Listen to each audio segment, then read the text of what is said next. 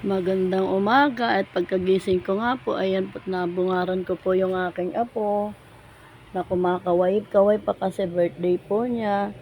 At papunta nga po pala ako sa pamamalansya, hindi ko na po na-videohan kung saan ako mamamalansya. Ayan nga po't kumuha na po ako ng dahon upang may magamit po ako sa pamamalansya. Napakaganda po kasi pagka may dahon, kapag namamalansya ka kasi may bango sa damit. Kaya po nanguha muna ako bago po ako pumunta sa aking bahay na paplantsahan, sa aking customer. Kaya nga shoutout sa aking mabait na bossing. Marami pong salamat sa lahat ng tulong nyo.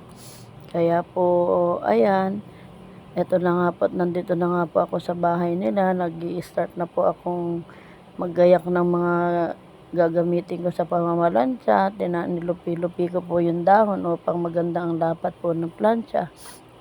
Kaya po ayan, inayos-ayos ko na rin po siya ng lagay. Nasa ganun po ay maayos po ang aking pamamalansya. Maganda po talaga pag may dahon ka, mabango sa damit. Kaya po ginaya ko na po yung aking mga gagamitin. Katulad po ng cord na yan. Inayos-ayos ko na po. Kaya nga for today's video tayo, yan po ang aking gagawin ngayong araw. Ang mamalansya, kaya po inayos-ayos ko na. Ganyan po talaga siguro pagka nanay na naghahanap buhay ka, maaga pa lang, ngayon maalis ka na ng bahay, pang magtrabaho ka. Kaya po ayan po, sinaksa ko na po yung mga cord na yan. Bali, inilagay ko na nga rin po yung electric fan kasi po maaga pa lang, ay napakainit na. Nga pong electric fan na yan ay 3 years ko na pong ginagamit sa kanila.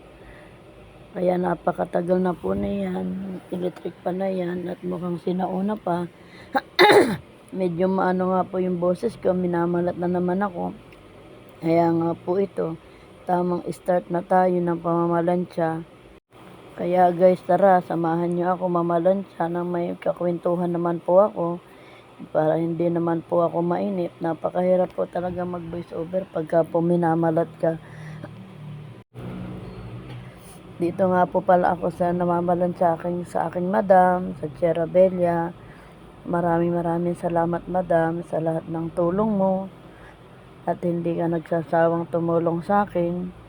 Kaya napakabuti mo, kaya naman po ng trabaho ko, pinagbubuti ko rin. Para naman sa ganun po, wala naman po kayong masabi. Kaya po lahat ng tiwala nyo, ginagawa ko sa inyo. Para naman po pagkatiwalaan nyo ako. Ganun po talaga ang naghahanap buhay at namamasukan. Kailangan tiwala sa isa't isa para kayo ay magkasundo. Kaya po ayan, tamang tiklop-tiklop na, napapahaba po ang aking kwento kung saan-saan po napupunta yung mga kwento ko.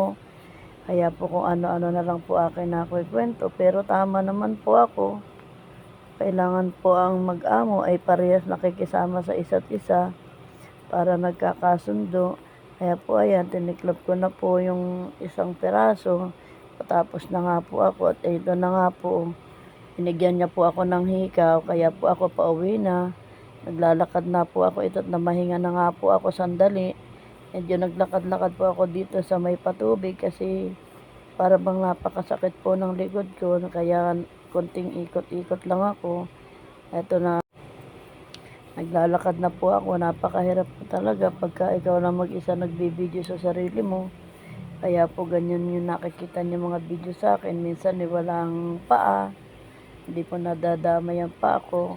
Pagdating ko nga po pala, fast forward, ay nagluto po ako ng sapsoy para naman po may ulam kami.